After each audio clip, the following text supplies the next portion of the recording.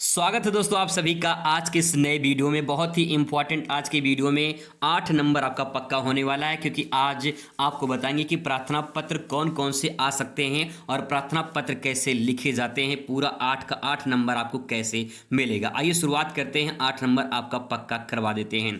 देखिए, जो आपका पत्र आता है वो दो प्रकार से पत्र आते हैं। एक औपचारिक पत्र होता है, दूसरा अनौपचारिक पत्र होता है। आपके मन में अब सवाल आएगा कि औपचारिक और अनौपचारिक पत्र क्या होते हैं। पहले आप थोड़ा सा विस्तार से समझने का प्रयास करिए, फिर कैसे लिखते हैं, कौन से आपके जो है पत्र आ सकते हैं वो भी आपको बताएंगे। पहले शुरुआत थोड़ा सा समझने का प्रयास करेंगे कि कौन कौन से पत्र आ सकते हैं। अगर बात करें औपचारिक पत्र की तो ये क्या होता है, तो आप यहाँ पे देख पाएंगे औपचारिक पत्र उन लोगों को लिखा जाता है जिससे हमारा निजी या पारिवारिक संबंध नहीं होता है, जैसे प्रधानाचार्य, पदाधिकारी, कोई व्यापारी, ग्राहक, पुस्तक विक्रेता या संपादक आदि को लिखे जाते हैं। यानी जब किसी स्कूल में हम या फिर अधिकारी को पत्र लिखते हैं तो वो औपचारिक पत्र होता है, सिंपल। ठीक है, अब यहाँ बात करें कि जो औपचारिक पत्र होता है इसको कई भागों में बांट सकते हैं। जैसे आवेदन पत्र, जब प्रार्थना पत्र देते हैं स्कूल में तो उसे आवेदन पत्र या प्रार्थना पत्र कहते हैं। जब ऑफिस में देते हैं तो उसे कार्यालय पत्र कहते हैं। हम कोई भी संपादक के लिए लिखते हैं, जो है पुस्तक विक्रेता है संपादक के लिए, तो उसे संपादकीय जो है पत्र कहा जाता है। जब कोई शिकायत होता है तो हम शिकायत पत्र, जैसे बिजली विभाग में शिकायत करनी है तो शिकायत पत्र देते हैं। व्यावसायिक पत्र, जैसे हमें कोई सामान मंगाना है, कोई जो है ग्राहक वाला बात है तो उसमें हम व्यावसायिक पत्र को ऐड करते हैं। तो इस प्रकार से ये आपका औपचारिक पत्र हो जाएगा। अब बात कर लेते हैं कि जो है ये अनौपचारिक पत्र क्या होता है।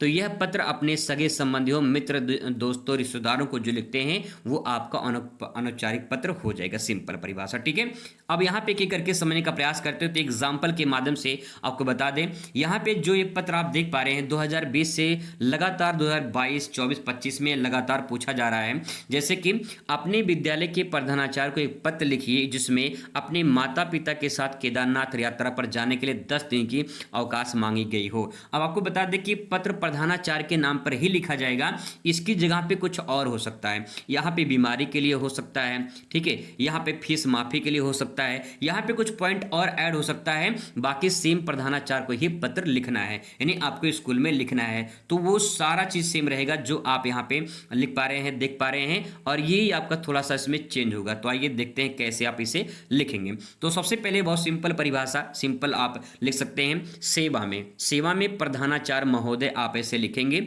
अब यहाँ पे आप अपने स्कूल का नाम नहीं लिखेंगे, नहीं तो आप यहाँ पे कुछ और लिखेंगे। यहाँ पे आबा सादा इंटर कॉलेज अयोध्या, कुछ भी आप यहाँ पे लिख सकते हैं, जो भी आपका जिला का नाम होगा। ठीक है, फिर यहाँ पे विषय में आपको अपने क्वेश्चन से ही मिल जाएगा कि किस लिए जो है छुट्टी मांगी जा रही है। तो यहाँ पे केदारनाथ यात्रा के लिए छुट्टी मांगी जा रही है, तो आप यहाँ पे विषय में आएंगे तो केदारनाथ यात्रा के लिए 10 दिन का जो अवकाश है यहाँ पे ये मांगा जा रहा है, इसके लिए प्रार्थना पत्र लिखी जा रही है। तो अब आप यहाँ से लिखना शुरू करेंगे। इसमें लिखेंगे महोदय, सबने निवेदन है कि, यहाँ तक तो जो है आपका सब में रहेगा। ठीक है, निवेदन है कि मैं आपका नाम लिखेंगे। आपका नाम में यहाँ पे काखागा लिख सकते हैं, आबासा लिख सकते हैं, यहाँ पे नाम इंडिकेट नहीं करेंगे। ठीक है, ऐसे लिखा जाता है हिंदी में निबंध, यहाँ पे नाम नहीं लिखा जाता है। कक्षा 12 का विद्यार्थी या विद्यार्थिनी हूँ, अगर आप गर्ल्स हैं तो विद्यार्थिनी हैं, बॉयज़ हैं तो आप विद्यार्थी हैं। ठीक है, लिखेंगे ऐसे। मैं आपको सूचित करना चाहता हूँ या चाहती हूँ, आप जो भी आप अपने हिसाब से लगा सकते हैं। मेरे माता पिता के साथ मुझे केदारनाथ धाम यात्रा के लिए जाना है। यह यात्रा धार्मिक और पारिवारिक दृष्टि से लिए बहुत ही महत्वपूर्ण है। और आगे इसमें आगे और लिखेंगे कि अतः मैं आपसे विनम्र निवेदन या अनुरोध करती हूँ कि मुझे 10 दिन का अवकाश प्रदान करने की कृपा करें। मैं आश्वासन देता हूँ या देती हूँ कि यात्रा से लौटने के बाद अपनी पढ़ाई की कमी नहीं छोड़ूंगा या छोड़ूंगी या नहीं कमी होने दूंगी, ऐसा लिख सकते हैं। सभी छूटी हुई कक्षाओं को पढ़ाई पूर्ण कर लूँगा या कर लूँगी। ठीक है, लास्ट में आप लिखेंगे यहाँ पे कि आपकी कृपा के लिए मैं आपका सदा आभारी रहूंगा या फिर रहूंगी। ठीक है, लास्ट में आप यहाँ पे कुछ चीज़ें लिखेंगे, जैसे कि धन्यवाद, डेट डाल देंगे जिस दिन पेपर रहेगा, फिर आपका आज्ञाकारी शिष्य या शिष्या हो जाएगा, नाम यहाँ पे काकागा, कक्षा 12, अनुक्रमांक यहाँ पे आप बोर्ड वाला लिख देंगे। ठीक है, इसके बाद यहाँ पे आपका आएगा नेक्स्ट जो है अनौपचारिक पत्र, जिसे हम अपने दोस्त, मित्र, भाई या फिर घर वालों को लिखते हैं। तो विद्यालय के वाद विवाद प्रतियोगिता में प्रथम स्थान प्राप्त करने पर अपने छोटे भाई भाई को बधाई देते हुए एक पत्र आप लिख रहे हैं। ऐसा भी 2023, 24, 25 में पूछा गया था। थोड़ा सा यहाँ पे चेंज कर देगा, जैसे यहाँ पे वाद विवाद प्रतियोगिता है तो कुछ और वहाँ पे लिख देगा, बस सेम वही रहेगा, बाकी थोड़ा सा चेंजिंग करना रहेगा। ठीक है, इसमें आप लिखेंगे, प्रिय छोटे भाई, मैं कुशल पूर्वक हूँ, आशा करता हूँ कि तुम भी सकुशल होगे।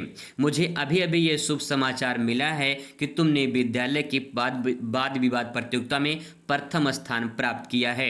यह सुनकर मेरा हृदय गर्व और खुशी से भर गया। अपने सेंटेंस में ऐसे आप लिख सकते हैं। फिर यहाँ पे कुछ और बातें लिख सकते हैं, क्योंकि आप पूरा पत्र दे रहे हैं तो पत्र में कुछ और लिखेंगे, जैसे कि तुम्हारी सफलता के पीछे तुम्हारी मेहनत, समर्पण और आत्मविश्वास का बहुत बड़ा योगदान है। तुमने जिस तरह से तर्कपूर्ण, प्रभावशाली ढंग से अपने विचार प्रस्तुत किए होंगे वह निस्संदेह प्रशंसनीय है। यह उपलब्धि केवल तुम्हारे लिए ही नहीं बल्कि पूरे परिवार के लिए गर्व की बात है। मुझे पूरा विश्वास है कि इस प्रकार आगे तुम भी अपने कौशल को निखारते रहोगे, सफलता की नई ऊंचाई को छूते रहोगे। मेरी शुभकामनाएं हमेशा तुम्हारे साथ है। अगली बार जब हम मिलेंगे तो तुम्हारे जीत का जश्न जरूर मनाएंगे।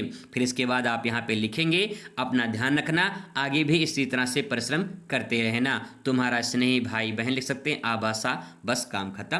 पूरा 8 नंबर आपको यहाँ पे मिल जाएगा। तो दोस्तों, इस प्रकार से अगर आपका जो प्रार्थना पत्र है तैयार कर लेते हैं तो ऐसे ही प्रार्थना पत्र आपको पेपर में देखने को मिलेगा।